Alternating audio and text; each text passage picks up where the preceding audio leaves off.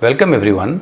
What are the spiritual path available for us to grow as well as cut the cycle of birth and death? So that they call it as path of liberation, they call it as path of enlightenment or realization or anything.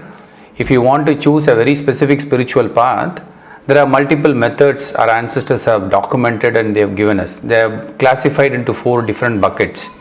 So you can choose any one of the bucket which you feel more comfortable. By default you will like any one of the bucket. Okay, the initial starting point might be the challenge, but down the line you will have to choose any one of those particular path, which will surely, if you put yourself more deeper into that practice, you will definitely cut the cycle of birth and death. So we look into that in detail. So first thing is the very simplest one is the Bhakti Yoga. As you all heard about Bhakti, the devotion, where you spend most of your time in the devotion of your favorite deity or any specific god or any specific elements or a concept, where you completely put yourself into it. It involves like chanting or singing divine songs or performing celebration or performing any ritualistic activities. All these things fall under the Bhakti category, where you completely surrender yourself with pure love and nothing else. There is no engagement of mind or anything or physical exercise or any other thing. Completely you are just purely with your heart and you are completely surrendering and you are radiating love and grace here. So that alone can actually take you to different height, and lot of spiritual people have enlightened in this process. And that is what most of the people, particularly the religious practices, they all follow this bhakti part of it, which is very common. So that is one of the easiest path you can connect. And the number 2 is Karma Yoga. Karma Yoga is nothing but engaging in service without having any expectation. So as you all know that many people, when they want to, when you attach yourself as service, you tend to go to an ashram or an NGO, where you enroll yourself and you dedicate some of your time in giving your time and effort for a cause where you don't have any expectations in return. Okay, so when you are doing such things, if you are engaging in those things, make sure that you have this point very clear and often remind it in your head, because this is where many times we might go wrong. We go as a service and then we start having expectation, oh, I was not recognized or I was not given enough importance. All these questions our mind will start asking us, because when you went there, you had a very clear objective that you wanted to give something, so you have to focus on only that part alone. If you have an expectation, you will have to upfront be clear, and that is a business transaction, or it could be any kind of transactional relationship that you want to maintain. That has to be very clear in that part. Otherwise, if you are talking about service, make sure that it is very clear and don't take any expectation from that, and else it will be added into your karma. A very simple thing I can tell you is, you just don't need to have to engage only with a spiritual organization or any service related organization. In day-to-day life, you can completely engage in without expectation. You can perform all your duty. You don't have to separate a specific time for your spiritual progress apart from your regular duties. You can completely come out of it. You can daily, from morning till night, whatever you do it without any expectation. You go to office, your job is to give your best in your office and just come out. Anyway, it is part of your karma. You will be rewarded at some point of time, if not now or in the next appraisal. Same thing goes with the family. Whatever you give it without any expectation, then that will be a very good path that you can choose for. The problem here is we all have expectation. When it comes to when you are giving it, we always have an unconscious expectation. Though we consciously might not want to expect, unknowingly we will be expecting it. See, this much I am giving affection and devotion to this so many kids, and they are not even recognizing me. They don't even talk to me. These are all expectations. That means you are not doing your karma yoga properly. Most of that, everybody would fall under this category. The third thing is Jnana Yoga, where you completely put yourself into researching ancient script, learning those ancient script, understanding the science and beyond science, what is the knowledge our ancestors have given to us, exploring the philosophical concept with scientific mindset, particularly common sense. So you are putting yourself into the complete ocean of knowledge. That means you are getting aware of everything and anything around you, and any phenomena or any spiritual psychic powers, everything you are able to connect into your mind and you understand the meaning and then you follow it. So that gives you complete awareness, and that is also one of the very beautiful path you can choose, where you will have to engage, you will have to enjoy doing it. And the last one is the Raja Yoga. This is where the complete set of yogas, kriyas, pranayamas, bandhas or mudras or meditation or mindfulness, visualization, all these things, introspection, all these things come under this category.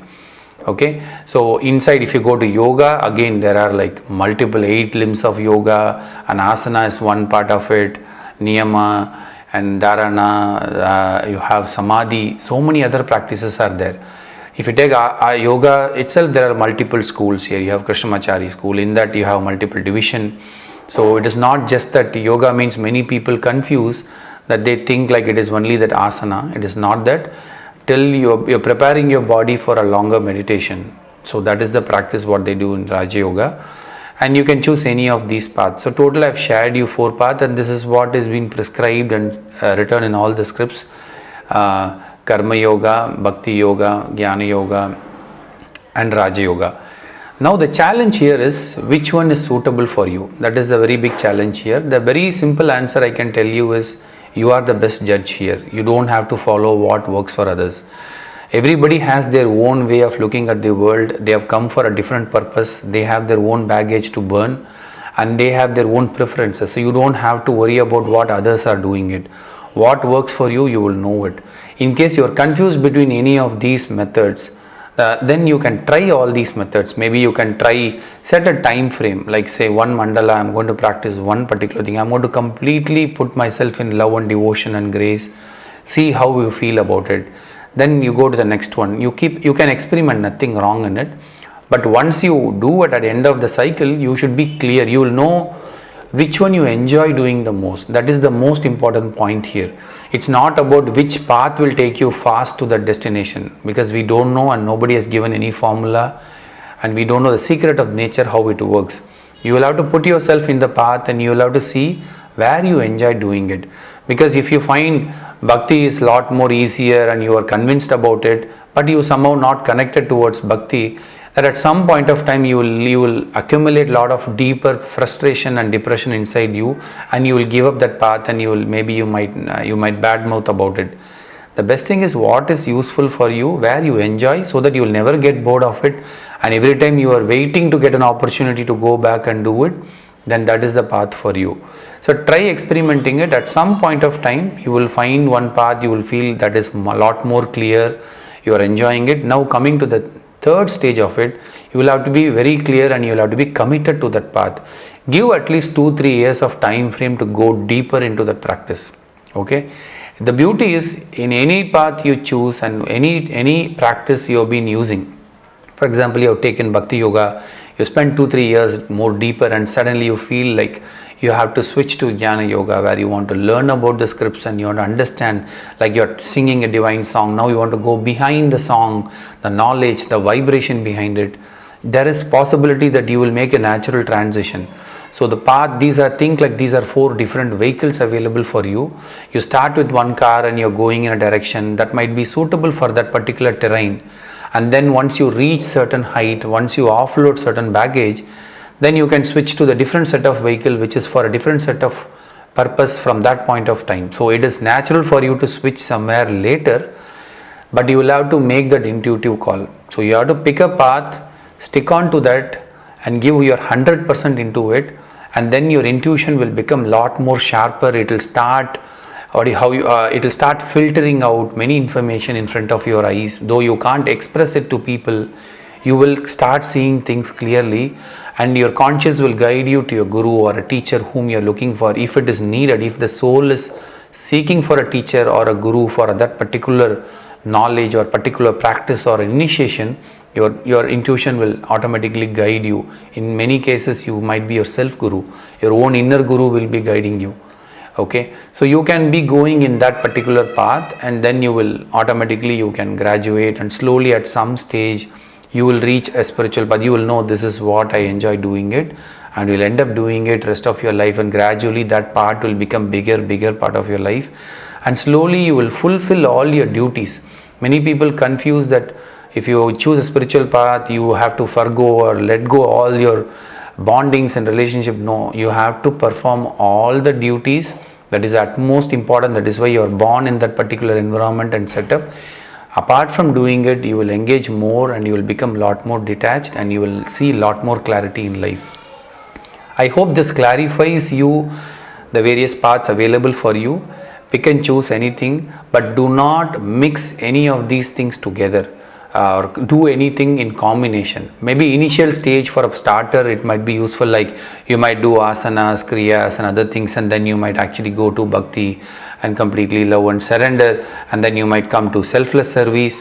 Usually most of the ashrams they engage all these 4 yogas, all kinds of yoga in their day-to-day activity. If you are going to a center to learn yoga or any meditation, there might be a rule like every day 1 hour you have to come and do some service. Basically what they are trying to do here is they are not trying to exploit you or do it.